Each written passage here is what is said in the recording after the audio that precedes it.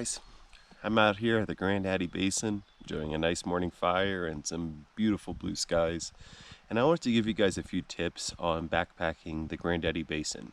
So number one, I'm going to start with the bugs because you'll probably see them attacking me in this film. So the bugs in the summer months with all of the sitting water are absolutely relentless. There are a lot of mosquitoes, a lot of horseflies, other pleasant bugs like dragonflies and butterflies, but the mosquitoes and horseflies specifically make it very unpleasant at times to just sit and relax and enjoy the nature. So I'd recommend at the bare minimum repellent, but even I would recommend full coverage, long sleeves and pants, and even a net. Face net I wouldn't mind having from time to time. While you might look a little silly, you'll look a lot less silly than trying to swat all the bugs off your face. Number two, I'd like to remind you guys to keep in mind of any fire restrictions.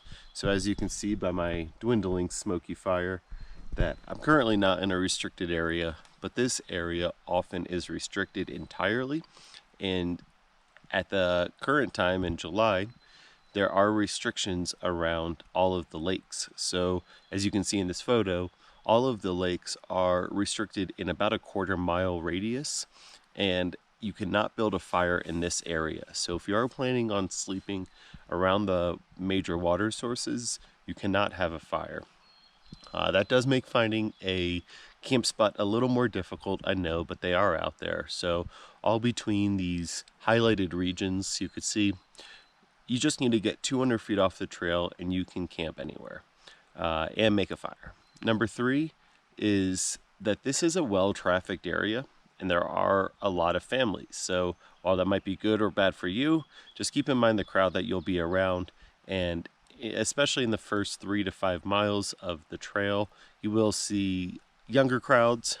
You'll see people who may not be as intense backpackers as you. And personally, I like it. I like seeing people out here, especially kids. So next thing to keep in mind is all of the great fishing. So there is tons of great fishing in all of these lakes, which is part of the reason I'm out here personally. And like I said before, with all of the bugs around, the flies and the mosquitoes and the dragonflies, the trout absolutely love them. So fly fishing here isn't so hard. Even bait fishing isn't very difficult either. What's really cool is that a lot of these lakes are crystal clear, so a lot of the fish will come into just 2 feet of water and you could just sight fish them. So that's really fun, especially for the kids or people who are obsessed with fishing like myself, and would highly recommend testing your luck catching some fish. Next thing to keep in mind is we are at elevation. So if you are coming from lower elevation to 10,000 feet, it's about 10 to even upwards of over 11,000 feet here. I would recommend either bringing boost oxygen, which I've used in the past. I've never really had too much trouble with elevation, but I've seen it help other people tremendously. It hardly weighs anything, and it could really save your butt if you're feeling like crap out in the woods. So the bare minimum, make sure you stay hydrated, pace yourself, and you should be fine with 10,000 to 11,000 feet.